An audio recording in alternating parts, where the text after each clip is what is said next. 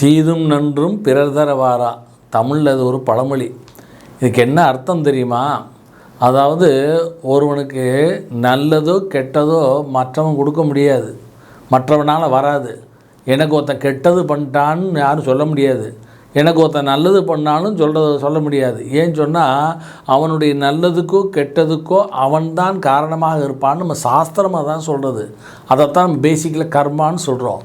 ஒருத்தனுடைய கர்மா தான், அந்த பாவ புண்ணியங்கள் தான் அவனுக்கு நல்லதோ கெட்டதையோ கொடுக்கும்.